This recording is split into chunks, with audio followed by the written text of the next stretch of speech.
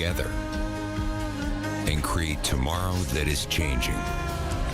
Creating a sustainable tomorrow of Jeju. Global partner, JDC. Coming up on Arirang News. South Korean President Yoon Suk-yeol held a press conference with Dutch Prime Minister Mark Rutte after solidifying cooperation in various fields. This follows chip giants of both countries striking an investment deal of over $700 million. South Korea is to inject some $29 billion to boost the rechargeable battery industry over the next 5 years.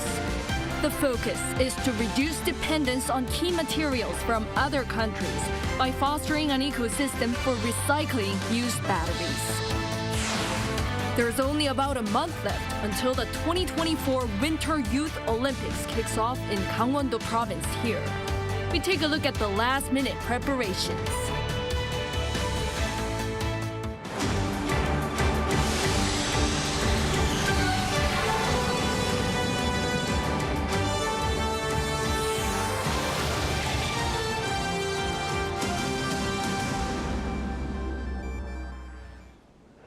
Good evening. It's 9 p.m. here in Seoul. Thank you for joining us on Arirang News. President Yoon Suk-yeol and Dutch Prime Minister Mark Rutte are looking to open a new era of bilateral relations through a detailed plan called the Strategic Partnership Agreement. This news came as the two addressed the press after their meeting at The Hague on Wednesday. President Yoon said 3 MOUs were signed and 3 dialogue channels were established just on semiconductor cooperation, as the two countries are aiming to maximize the use of chips to have a positive impact on the world. The statement on the strategic partnership also said that the two will have annual policy consultations at the Director General level. Apart from this, several other dialogue channels were established, including on cybersecurity and sea security. An MOU on defense cooperation was also signed during the state visit. And staying in Amsterdam, South Korea and the Netherlands agreed to expand their chip cooperation with the big investment deal signed between South Korean and Dutch chip giants following President Yoon's visit to ASML headquarters. Our senior correspondent Oh Soo-young reports from Amsterdam. South Korean and Dutch chip giants will jointly invest over $700 million to foster next-generation semiconductor technology and young specialists, as President Yoon Suk-yeol aims to solidify a semiconductor alliance with the Netherlands. On Tuesday, the South Korean leader visited the production facility of ASML, the world's biggest supplier of lithography machines, crucial for making semiconductors. Accompanied by Dutch King Willem-Alexander and the heads of Samsung and SK Hynix, Lee Jae-yong and Chae-tae-won, Yoon oversaw the signing of 3 memorandums of understanding on developing cutting-edge microchips, which make up almost 20% of South Korea's exports. ASML이 만들어낸 반도체 산업의 혁신은 인공지능, 5G, 모빌리티 등 4차 산업혁명의 강력한 동력이 되고 있습니다. 앞으로 한국 기업들과 긴밀히 협력해서 반도체 산업의 혁신과 글로벌 공급망 안정화를 위해 노력해 주시기를 기대합니다. Samsung and ASML agreed to jointly invest some $763 million into an R&D center based in South Korea to develop ultra-fine processing technology based on next-generation extreme ultraviolet or EUV lithography.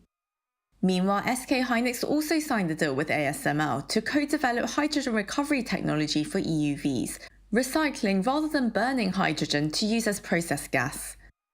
This is expected to reduce power usage by around 20% and save $12.5 billion in costs annually.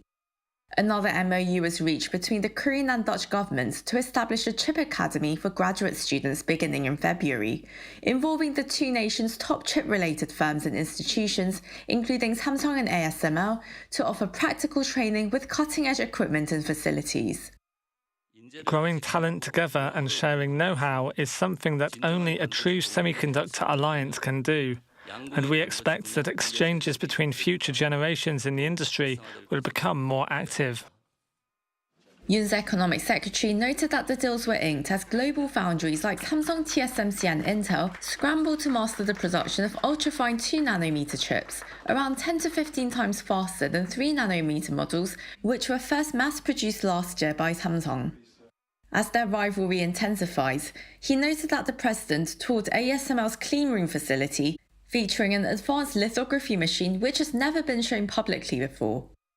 This, he said, casts optimistic prospects for South Korean firms looking to secure key materials and equipment to boost their chip-making capacity. Celebrating the budding cooperation, the South Korean leader and the Dutch king both signed a semiconductor wafer for display at the cleanroom facility.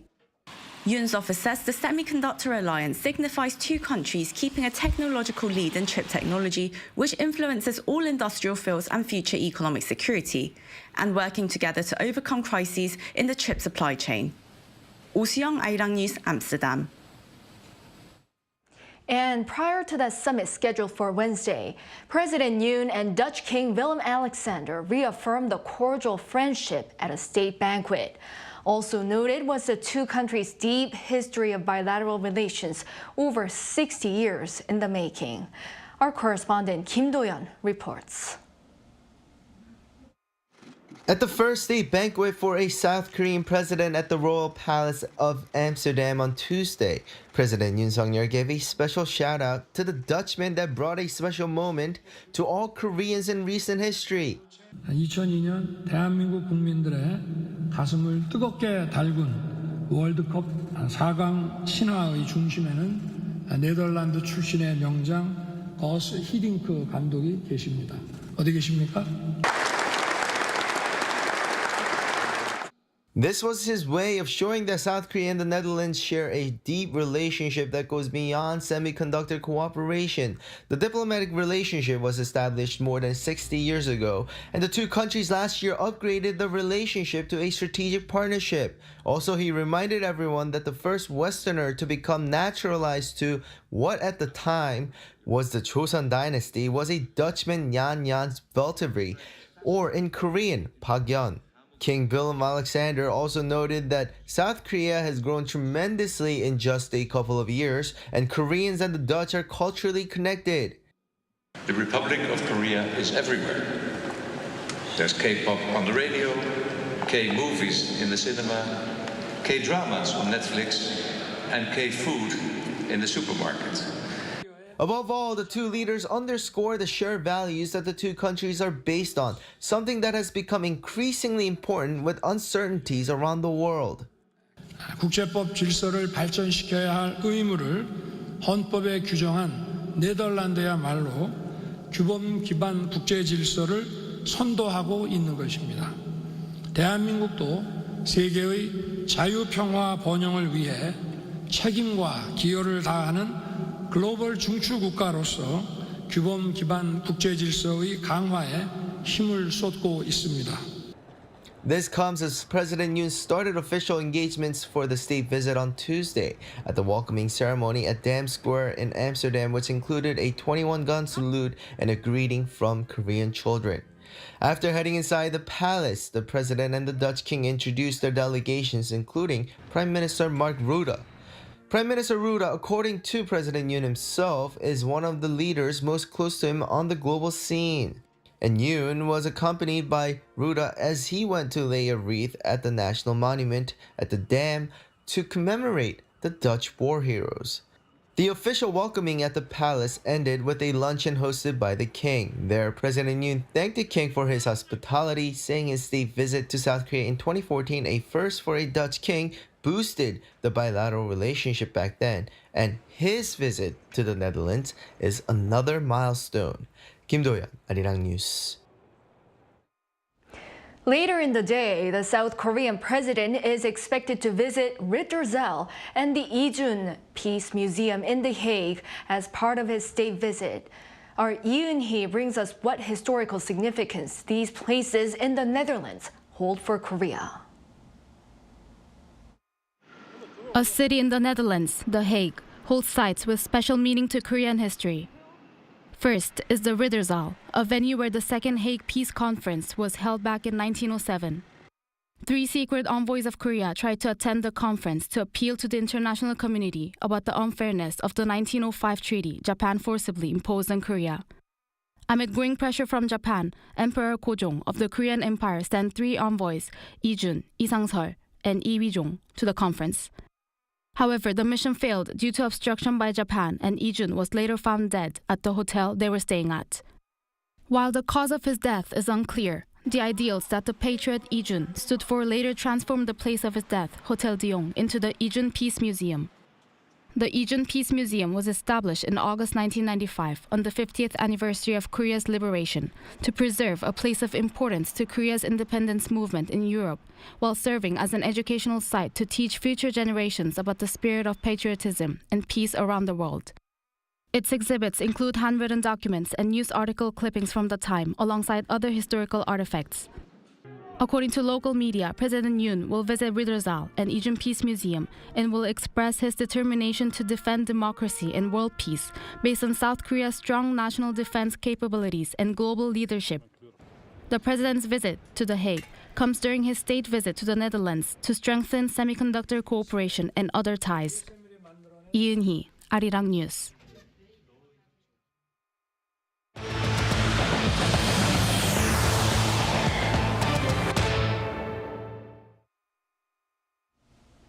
Shifting gears, the Korean financial authorities plan to inject some 38 trillion won, that's almost $30 billion, for Korea's rechargeable battery market over the course of 5 years. The focus is to reduce dependence on key materials from other countries by fostering an ecosystem for recycling used batteries. Our An Sung-jin explains. The South Korean government plans to inject some $29 billion into the rechargeable battery industry over the space of 5 years from 2024. Finance Minister Chu Kyung-ho, in an emergency economic meeting on Wednesday, discussed ways to enhance industrial competitiveness in the rechargeable battery industry. We plan to actively support facility investment in promising rechargeable battery companies and to develop core technologies such as all-solid-state batteries. We will also shorten the patent examination period from the current 21 months to 10 months by prioritizing rechargeable battery patents. It also plans to foster an ecosystem for recycled batteries in order to reduce dependency on critical raw material supplies from abroad. Instead of treating used batteries as waste, the plan is to transform them into recyclable products if they meet the criteria. If recycled, some can be remanufactured for electric vehicles, while those that are difficult to reuse will be recycled by extracting only valuable metals such as lithium and nickel.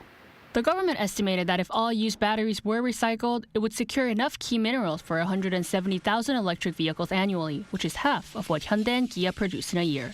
To further stabilize the supply chain, the government will increase loans for related companies and support interest rate reductions for facility investment in North America in response to the Inflation Reduction Act.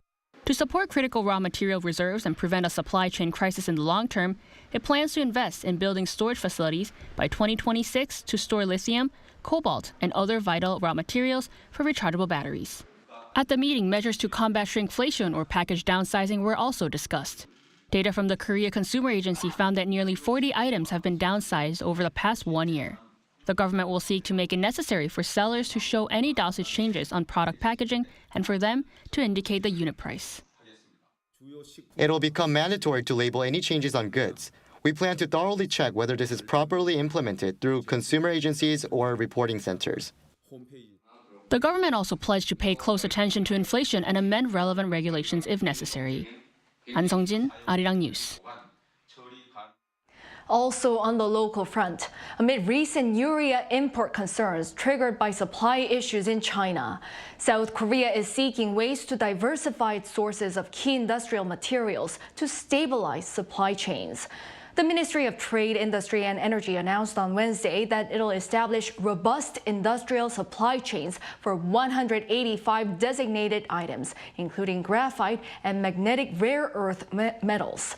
Under the strategy, the country aims to lower its dependency on specific countries for certain resources to under 50% by 2030, down from last year's 70%. To achieve this goal, the government plans to support domestic production of key materials wherever possible. South Korea sees an on-year increase in the number of those employed in November, but by a smaller amount than October, with fewer jobs in the accommodation and food service sector. Our Park Gun-woo has the details. South Korea's employment figures rose once again last month, but with a smaller increase than October. According to Statistics Korea on Wednesday, 277,000 jobs were added on year in November, bringing the total number of workers aged 15 and over to some 28,600,000. By industry, employment numbers were added especially in the science, health, and welfare and IT sectors. And by age, those aged 60 and above and people in their 30s and 50s attributed to the increasing figures. But figures for other sectors, including education and real estate, all fell. Job additions had been on the increase from July, reaching a peak of 346,000 new jobs on year in October. But additions dropped last month, with fewer jobs in the accommodation and food service sector, which fell 50,000 in October to less than 10,000 last month. Statistics Korea also said the slower pace of increasing jobs was due to the base effect, as employment soared after the easing of COVID-19 measures. Manufacturing jobs have fallen for 11 straight months since January, with a decrease of 110,000 workers last month, which also contributed to November's smaller increase. Last month's employment rate of 63.1% was an all-time high for any November, since records were first compiled in 1982. An official from Statistics Korea said that the increasing demand for babysitters after COVID-19 boosted the employment rate, especially among women in their 50s.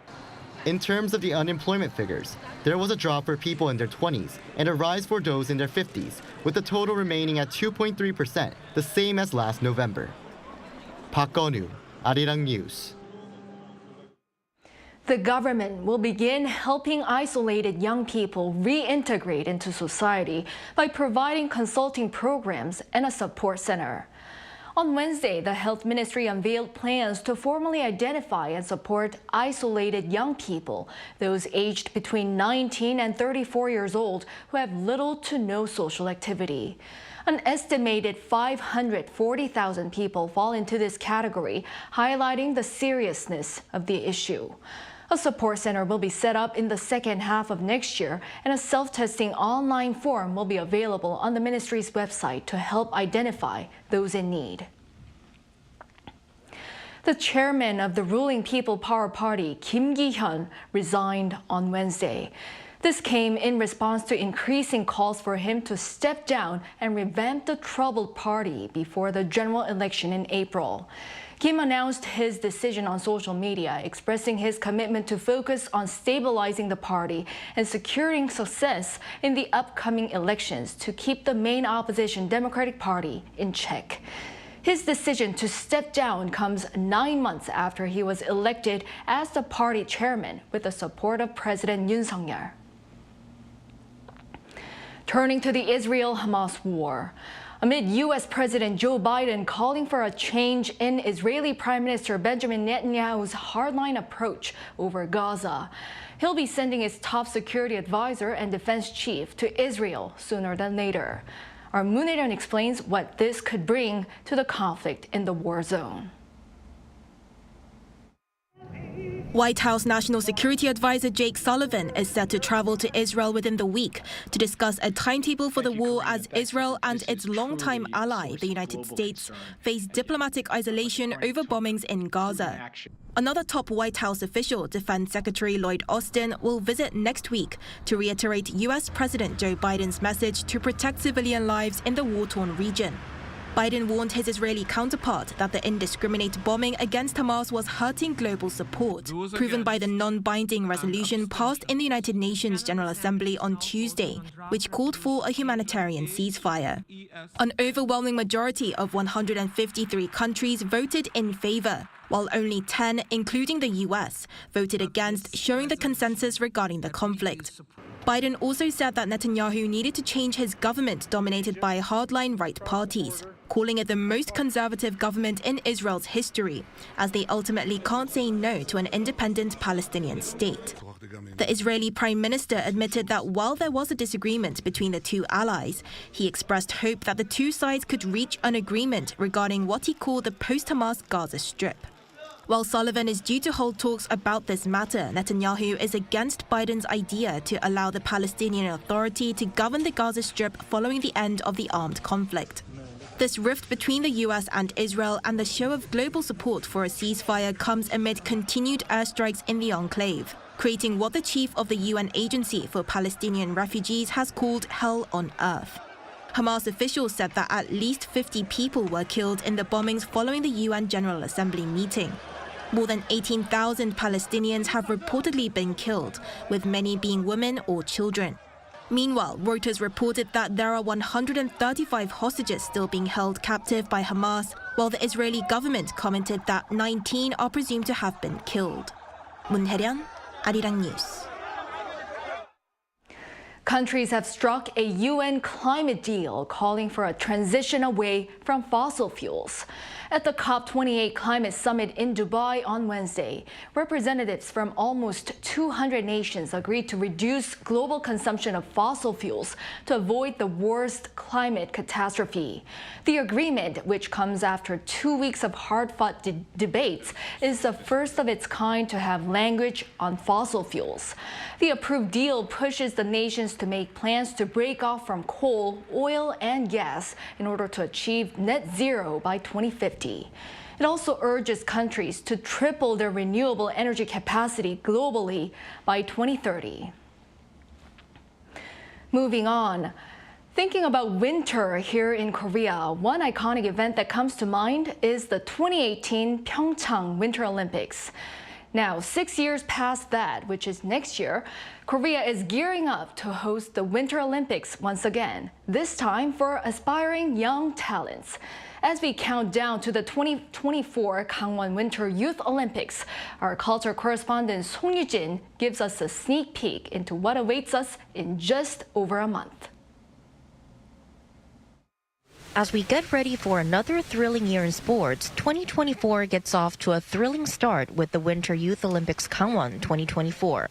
The Youth Olympic Games is for teens aged between 15 and 18 years old. It's held every 4 years and has the same sports and disciplines as the regular Winter Olympics we're familiar with. South Korea is the first country in Asia to host the Youth Winter Games and the only one on the continent to host the Summer, Winter and Youth Olympic Games. Around 19,000 athletes and staff from over 80 countries are set to take part in the event. Young athletes will have a chance to compete on the same courses and venues that Olympians did a few years ago. You can't miss out on curling when talking about the Winter Olympics in Korea after Team Kim won Korea's first ever curling Olympic medal at the 2018 Pyeongchang Games. Korea's curlers are hoping to make history again. We're determined to give our all at the game so that we can secure a gold medal at the exact venue where Team Kim, who are from the same hometown as us, clinched silver. Adding a fresh twist to the games is ice hockey. On top of the traditional 6-team tournament, the Youth Olympics exclusively has a 3-on-3 tournament. Meanwhile, over in Pyeongchang County, the Alpensia Sliding Center has lowered the starting line for the luge so that the course is smoother and less steep for the safety of the young athletes. And at the nearby ski jumping center, it's not just about competing. The venue will also host a range of hands-on events for teenagers, from mini ski jumping to cross-country skiing tryouts. With little more than a month left, Gangwon-do province is making last-minute preparations so that teenagers, just like its slogan, can grow together. The Youth Olympic Games will kick off on January 19th and run until February 1st. Song Yu-jin, Arirang News, Pyeongchang.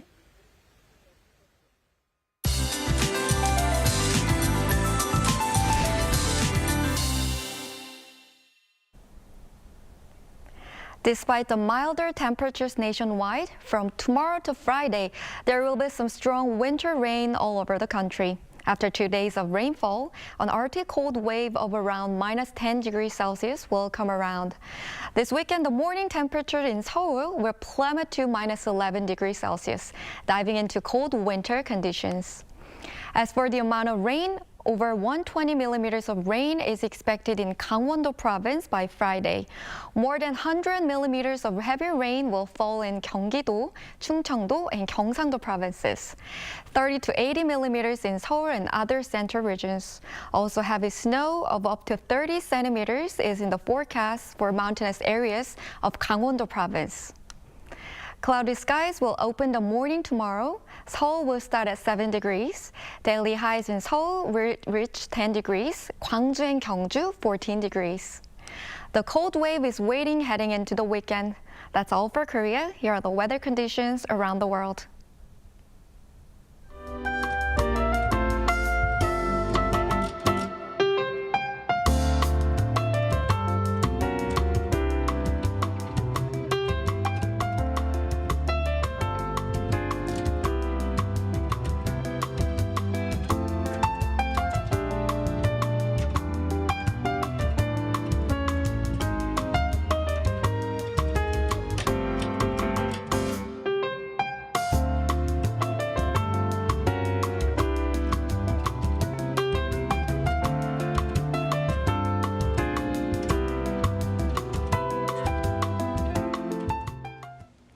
Well, that brings an end to this newscast. Thank you for watching. We'll be back at 10 p.m. with the AI headline news.